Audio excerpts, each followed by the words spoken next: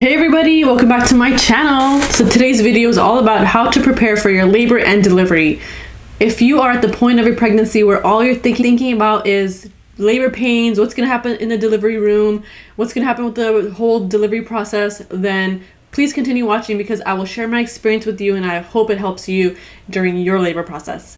My name is Sweeta. I'm a registered nurse in the LA area, here to share my new mommy experiences with you all, and I hope you like my channel. If you like this video, go ahead and like, subscribe, hit the bell icon, and continue watching. Thank you so much. So some steps to take in order to prepare for your labor and delivery are pretty simple. First, you want to be pre-registered at your hospital. Make sure they have all your information, like your insurance, your ID, your husband's information, or your support person's information, in order to make that process go smoothly for when the day comes when you have to go to the hospital and give birth. Because when you have all these things ready beforehand, then everything will just be a piece of cake and you don't have to wait at the registration room or admissions room and wait for them to take your insurance card and scan all that in the computer. Everything will just go by really quick. So make sure you call ahead, pre-register, fax in your documents, or show up in the hospital, take a tour, and get that going. And the next thing you want to do is fill out your birth plan. You can do this with your family or your doctor to see if you want to get an epidural, if you want your son's circumcision done, or if you want your baby to be held for like a few hours before the shower is given. Make a birth plan and talk about these things, or have these things bullet pointed, and in order for your birth to go a little bit easier. Birth plan will be endorsed to each oncoming nurse and everybody will be on the same page. This helps you and your family to have an easy transition during your labor and delivery process. So a lot of women do like to do a birth plan. I personally didn't. All I told them was I want an epidural and I want my husband in the room with me, and everything went great. That's all I did.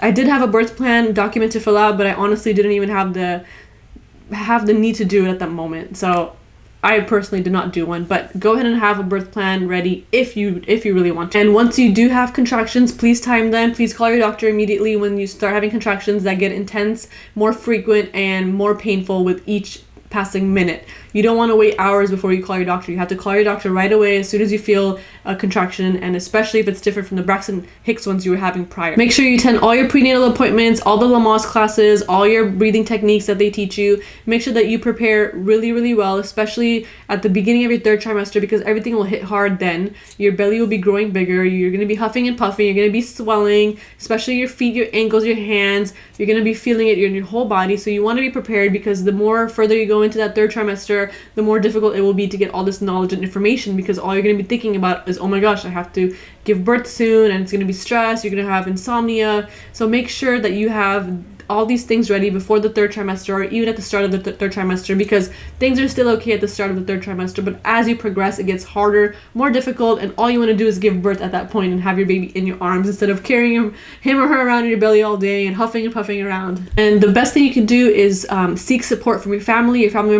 Your family members are the number one resource. Your friends are the number one resource to seek for help if you want any advice, if you want to talk. So make sure you keep talking to them. Let them know your plans, your birth plan, your labor and delivery process, the hospital you're going to be at, just so everyone's on the same page. And if you need them, they're just... And some things that you can do as well to prepare for your labor is walk daily, do some squats as your doctor recommends, and just be prepared.